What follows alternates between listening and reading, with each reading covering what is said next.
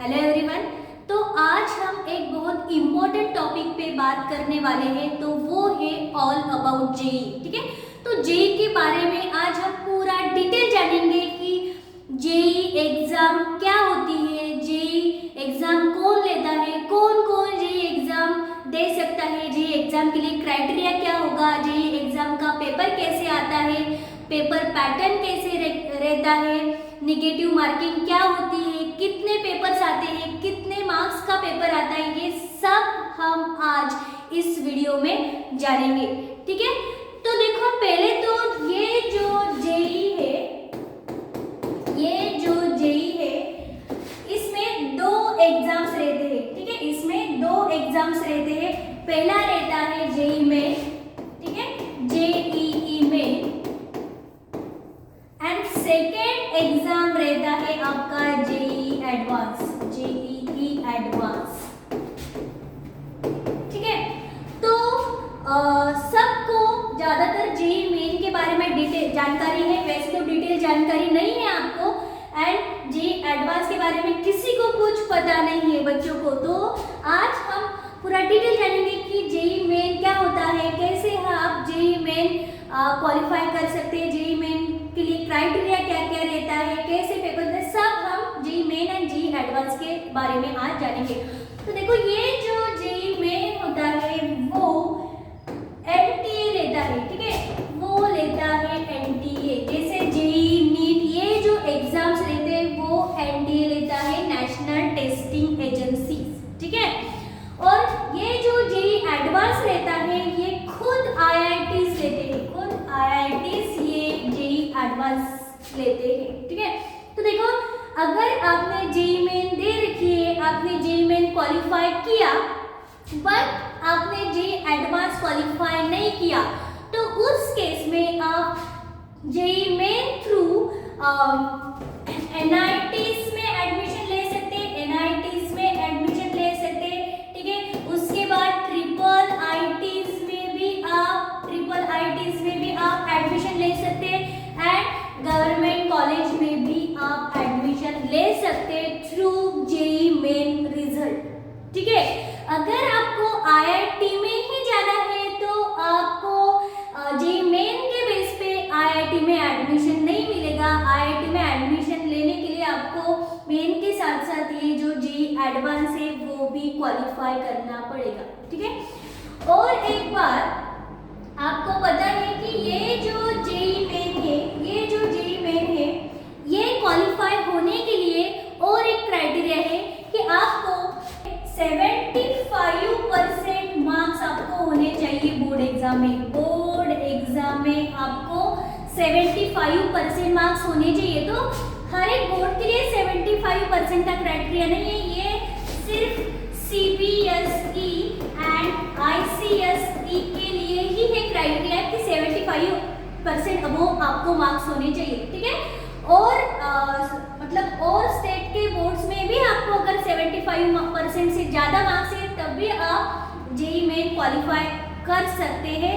ठीक है, तो अदर स्टेट के लिए क्या क्राइटेरिया है, तो अदर स्टेट में आपको टॉप 20 परसेंटाइल में आना पड़ेगा। जो टॉप 20 परसेंटाइल होते हैं उनमें आपको रैंक आना चाहिए, तभी जाके आप ये जो है जेईई मेन वो क्वालिफाई कर सकते हैं।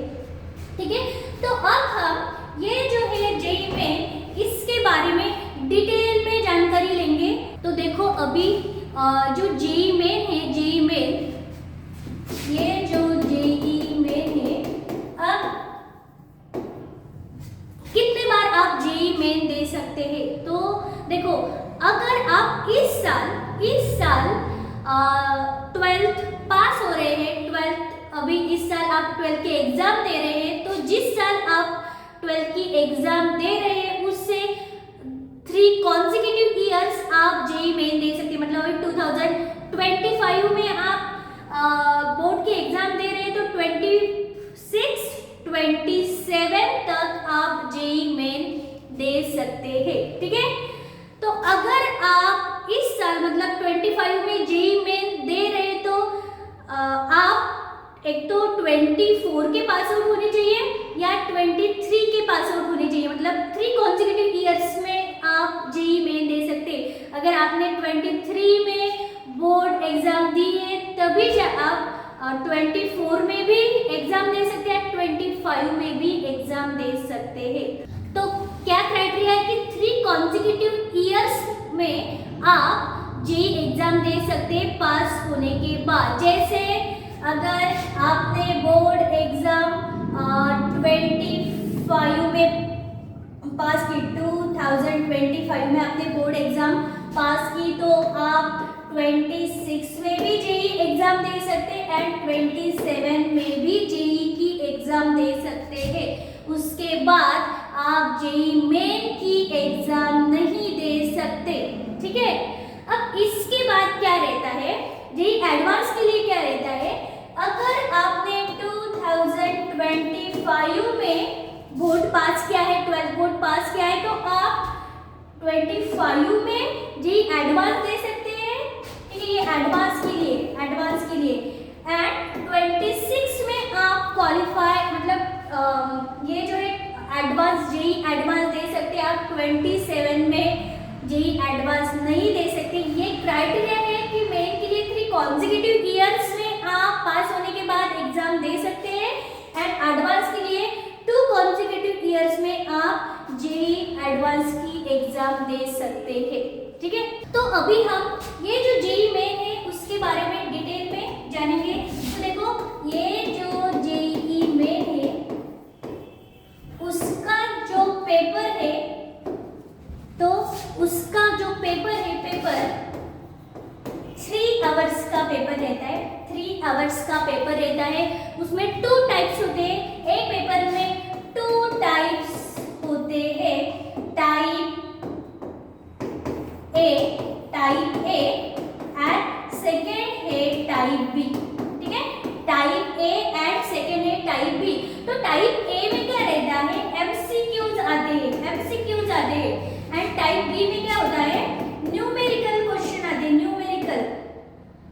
न्यूमेरिकल और हम इंटीजर टाइप बोल सकते हैं उसे, इंटीजर टाइप।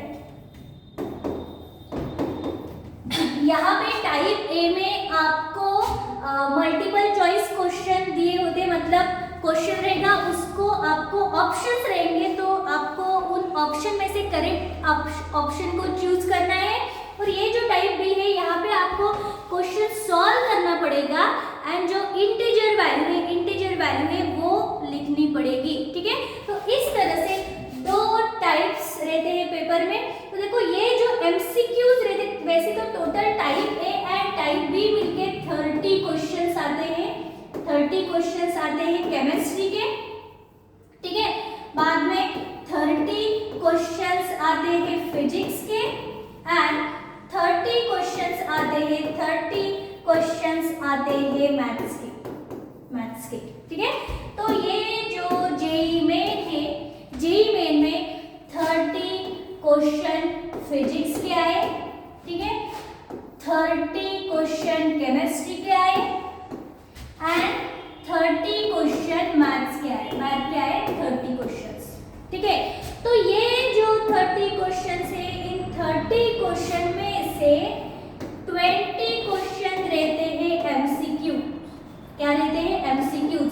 20 क्वेश्चन रहते हैं एमसीक्यूज एंड 10 क्वेश्चन रहते हैं इंटीजर टाइप।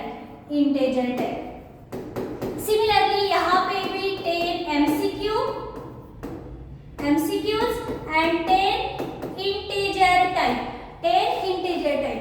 सिमिलरली मैथ्स में भी 20 एमसीक्यूज, यहाँ पे 20 एमसीक्यूज एंड 10 क्वेश्चन रहेंगे इंटीजर टाइप, 10 क्वेश्चन रहेंगे इंटीजर टाइप। अभी यहाँ पे ये जो 20 एमसीक्यूज है वो कंपल्सरी आपको पूरे के पूरे वो आपको सॉल्व करने पड़ेंगे, ठीक है।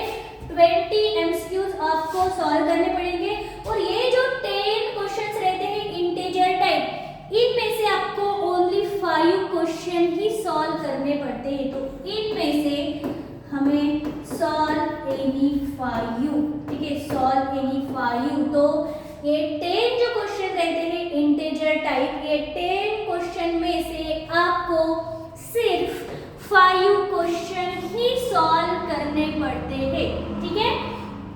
देखो मतलब अभी ये जो हुए ये 20 questions plus integer type 5 question, मतलब टोटल कितने क्वेश्चन सॉल्व करने हैं आपको? 25 क्वेश्चन आपको फिजिक्स के सॉल्व करने हैं, 25 क्वेश्चन आपको केमिस्ट्री के सॉल्व करने हैं एंड 25 क्वेश्चन आपको मैथ्स के सॉल्व करने हैं। वैसे मतलब टोटल ये 25 एंड ये 25 टोटल क्वेश्चंस आपको सॉल्व करने पड़ते हैं 75।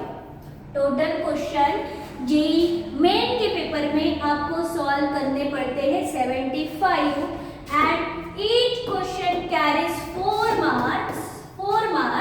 तो 75 क्वेश्चन आते हैं, एक क्वेश्चन 4 मार्क का रहता है, मतलब टोटल पेपर रहता है हमारा 300 मार्क्स का।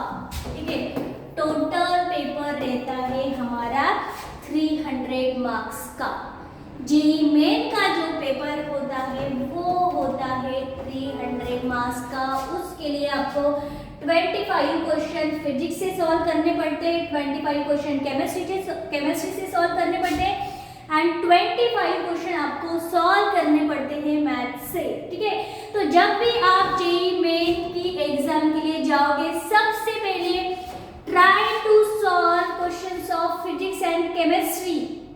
ठीक है, बाद में आपको करना है मैथ्स के क्वेश्चन, क्योंकि ये जो फिजिक्स एंड केमिस्ट्री के क्वेश्चन जो होते हैं वो इजी होते हैं कंपेयर टू मैथ्स। ठीक है, मतलब आपका टाइम ज्यादा बचेगा, तो आपको पहले फिजिक्स एंड केमिस्ट्री सॉल्व करना है, उसके बाद आपको मैथ्स के तरफ जाना है। तो इससे आप ज्यादा से ज्यादा मार्क्स जेईई मेन में स्कोर कर सकते हैं आउट ऑफ 300 मार्क्स।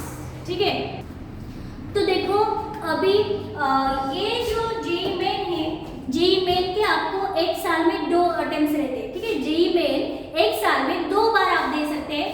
फर्स्ट एक तो पहले जनवरी में एग्जाम रहती है एंड सेकेंड अटेम्प्ट रहता है आपका अप्रैल में, मतलब हर साल 2 बार आप जेईई मेन की एग्जाम दे सकते हैं। ठीक है, वैसे आप 3 कॉन्सेक्यूटिव ईयर्स जेईई मेन की एग्जाम दे सकते हैं, तो एक साल में 2 बार और 3 इयर्स मतलब टोटल अटेम्प्ट्स आप 6 अटेम्प्ट्स, टोटल आप जेईई मेन के 6 अटेम्प्ट्स दे सकते हैं। ठीक है, 3 साल तक आप जेईई मेन की एग्जाम दे सकते हैं बोर्ड पास होने के बाद, और हर साल 2 अटेम्प्ट आप दे सकते हैं जनवरी एंड अप्रैल में। तो इस तरह से 6 बार आप जेईई मेन की एग्जाम दे सकते हैं। ठीक है, तो इसके बाद हम देखेंगे कि जेईई मेन में ये जो निगेटिव मार्किंग रहती है वो कैसे रहती है। ठीक है, तो देखो पहले तो सपोज आपको क्वेश्चन दिया हुआ है। ठीक है, अगर आपने क्वेश्चन करेक्ट सॉल्व किया तो आपको मिलेंगे क्वेश्चन के +4 मार्क्स। अगर आपने किया हुआ क्वेश्चन राइट है तो आपको उस क्वेश्चन के मिलेंगे +4 मार्क्स। ठीक है, बट अगर आपने क्वेश्चन रॉन्ग किया है, आपका क्वेश्चन गलत हो गया है, तो उस केस में आपका -1 डिडक्ट होता है। -1 जो है आपका कट होता है मार्क। मतलब देखो ये वैसे तो क्वेश्चन 2 को +4 मार्क है, वो 4 मार्क भी नहीं मिलेंगे आपको क्वेश्चन 2 के, एंड जो पहले आपने करेक्ट किए हैं उनमें से भी 1 मार्क्स आपका डिडक्ट होगा। मतलब एक क्वेश्चन रॉन्ग होने के बाद टोटल आपके मार्क्स कट हो जाएंगे -5, क्योंकि क्वेश्चन 2 के 4 मार्क्स थे, आपने रॉन्ग किया, वो 4 मार्क आपको नहीं मिलेंगे, एंड रॉन्ग करने की वजह से -1 भी उसमें से डिडक्ट होगा। वैसे एक क्वेश्चन आपका रॉन्ग होने के बाद टोटल मार्क्स आपके -5 डिडक्ट होंगे। ठीक है, 1 करेक्ट किया तो +4 मार्क्स मिलते हैं एंड 1 क्वेश्चन रॉन्ग किया तो -1 डिडक्ट होते हैं एंड खुद के 4 मार्क्स नहीं मिलेंगे हमको, मतलब इस क्वेश्चन के, तो वैसे -5 मार्क्स हम आपके कम होंगे। ठीक है, तो एग्जाम्पल से देखते हैं हम। Suppose question 1, question 2, question 3 and question 4, ये 5 क्वेश्चन है आपको आपके, आप जी मेन सॉल्व करें, ये 5 क्वेश्चन है आपके। सपोज ये क्वेश्चन आपका राइट हुआ, ठीक है, आपको +4 मार्क्स मिले। ये क्वेश्चन आपका राइट हुआ, आपको +4 मार्क्स मिले। ये क्वेश्चन आपका रॉन्ग हुआ, ठीक है, तो इसके मार्क्स तो आपको नहीं मिलेंगे एंड -1 यहाँ से डिडक्ट होगा। सिमिलरली ये क्वेश्चन भी आपका राइट हुआ, आपको कितने मार्क्स मिलेंगे, +4 मार्क्स मिलेंगे।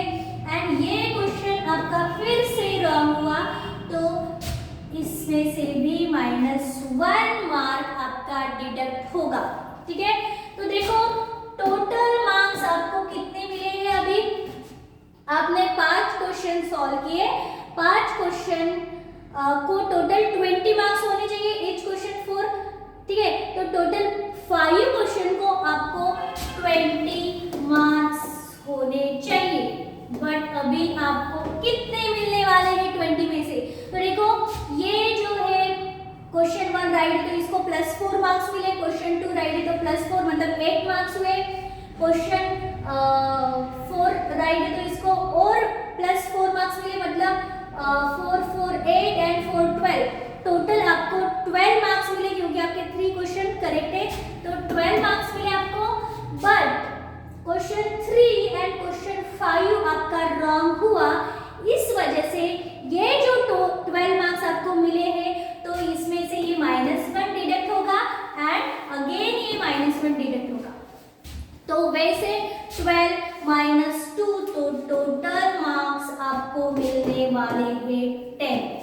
अगर 5 क्वेश्चन में से 2 क्वेश्चन आपने रॉन्ग किए तो आपको टोटल मार्क्स मिलने वाले हैं 10, ठीक है।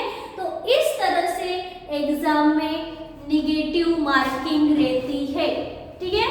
तो देखो जेई एडवांस के लिए जो होता है, जेई एडवांस के लिए फिक्स निगेटिव मार्किंग नहीं रहती, मतलब आपको अभी से मालूम नहीं हो सकता कि कौन से क्वेश्चन को कितना निगेटिव मार्किंग है, ठीक है।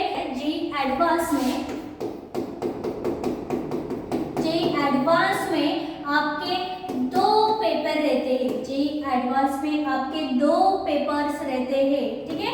तो ये जो है पेपर्स, 2 पेपर्स में से एक पेपर जो है 180 मार्क्स का होगा, दूसरा पेपर भी 180 मार्क्स का होता है, मतलब टोटल ये जो पेपर 1 है, ये पेपर 2 है, ये पेपर 180 मार्क्स का, ये पेपर 180 मार्क्स का, मतलब टोटल मिलके 360 मार्क्स का रहता है आपका जेई एडवांस, ठीक है।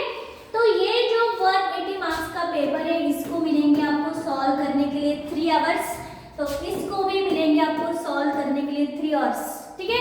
तो इस तरह से ये जो 2 पेपर है वो आपको सॉल्व करने पड़ेंगे। तो ये जो 2 पेपर है इनमें भी 4 सेक्शन रहते हैं, ठीक है। तो ईच पेपर में सपोज आप पेपर 1 दे रहे हो वो एंड पेपर 2 दे रहे हो, तो पेपर 1 में भी 4 सेक्शन रहेंगे एंड पेपर 2 में भी 4 सेक्शन रहेंगे। तो पेपर 1 में पहला वाला सेक्शन जो होता है वो रहता है एमसीक्यूज, ठीक है। तो ये जो एमसीक्यू है ये रहता है सिंगल करेक्ट आंसर, पहला रहता है सिंगल करेक्ट आंसर, सेकेंड रहता है मल्टीपल करेक्ट आंसर, ठीक है, मल्टीपल करेक्ट आंसर। थर्ड रहता है इंटीजर टाइप, आप इसे न्यूमेरिकल टाइप भी बोल सकते हैं, एंड फोर्थ होता है इसमें एक तो पैराग्राफ दिया रहेगा आपको, वो पैराग्राफ पढ़ के आपको आंसर निकालना पड़ता है, पैराग्राफ रीडिंग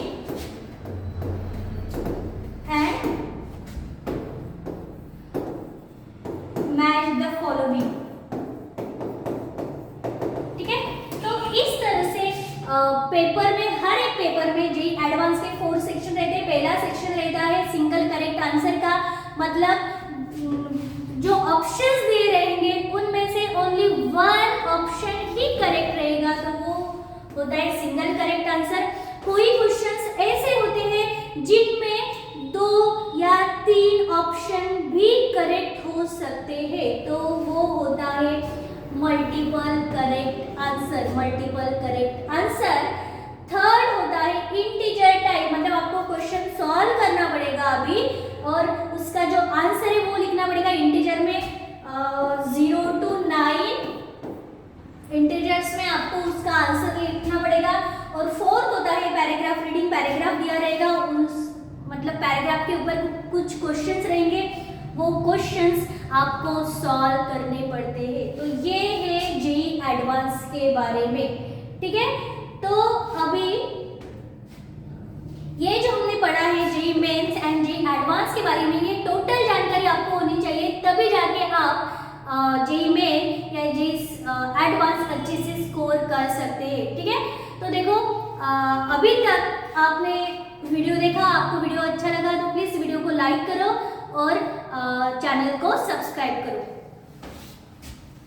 तो देखो ये जो होता है मल्टीपल करेक्ट आंसर्स, उनमें भी पार्शियल मार्किंग रहती है। पार्शियल मार्किंग में मतलब क्या, तो देखो ये जो सिंगल करेक्ट आंसर है, ये क्वेश्चन अगर आपने करेक्ट किया है, मतलब एक जो ऑप्शन है वो करेक्ट किया है, तो आपको उसके फुल मार्क्स मिलेंगे। पर ये जो आपका मल्टीपल करेक्ट आंसर होता है, मल्टीपल करेक्ट आंसर,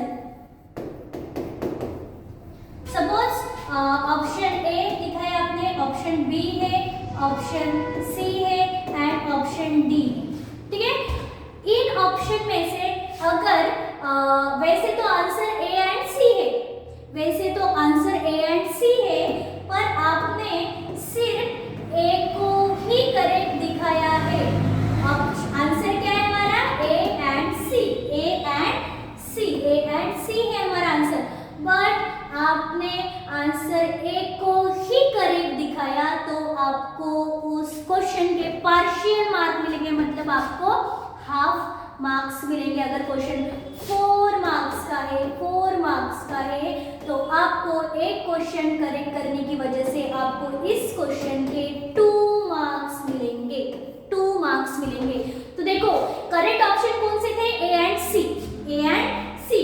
तो ए एंड सी में से आपने ए को ही दिखाया करेक्ट, तो आपको पार्शियल मार्क्स मिलेंगे, मतलब 2 मार्क्स मिलेंगे। बट देखो आंसर अभी ए एंड सी है और आपने ए एंड डी को करेक्ट दिखाया। अभी ये A B C and D, ये ए बी सी डी में से, इन ए बी सी डी में से अभी आंसर ए एंड सी है, ए एंड सी है। बट आपने क्या किया, ये ए आंसर को करेक्ट दिखाया आपने एंड ये डी ऑप्शन को करेक्ट दिखाया आपने। तो अभी देखो ए ऑप्शन आपका करेक्ट है, सी को आपने नहीं दिखाया, डी को दिखाया, मतलब आपने यहाँ पे एक रॉन्ग ऑप्शन को दिखाया है, तो यहाँ पे आपको पार्शियल मार्क्स नहीं मिलेंगे। आपने एक ऑप्शन करेक्ट किया है, फिर भी आपको इस क्वेश्चन के मार्क्स नहीं मिलेंगे, क्योंकि आपने ये एक ऑप्शन जो है वो इनकरेक्ट किया है, मतलब इस क्वेश्चन के आपको मार्क्स नहीं मिलेंगे। इस क्वेश्चन के हाफ मार्क्स आपको मिलेंगे, क्योंकि जो ऑप्शन है उनमें से एक ऑप्शन आपने करेक्ट किया है, दूसरा ऑप्शन कौन सा भी आपने नहीं लिखा है, तो आपको इसके पार्शियल मार्क मिलेंगे, इसके मार्क्स आपको नहीं मिलेंगे। तो अभी से आप नहीं बता सकते कि ये जेईई एडवांस के क्वेश्चन कौन से क्वेश्चन के लिए निगेटिव मार्किंग रहेगी, ठीक है, क्योंकि ये जब आपके हाथ में पेपर आता है तब आपको वहाँ पे कुछ नोट्स दिए हुए रहते हैं, वो पढ़ने के बाद ही आपको पता चलेगा कि कौन से क्वेश्चन को निगेटिव मार्किंग है, क्योंकि ये हर साल चेंज होता रहता है जेईई एडवांस के लिए एंड जेईई मेन के लिए। तो मैंने बताई है कि ईच क्वेश्चन को numerical types, integer types and MCQs and integer types जो जेईई मेन में क्वेश्चन आते हैं, तो सबको 4 मार्क्स है एंड सबको -1 निगेटिव मार्क है, न्यूमेरिकल टाइप में भी एंड एमसीक्यू में भी, ठीक है। तो अगर आपके सभी कंसेप्ट डिटेल में क्लियर हो गए तो प्लीज वीडियो को लाइक करो एंड कमेंट करो।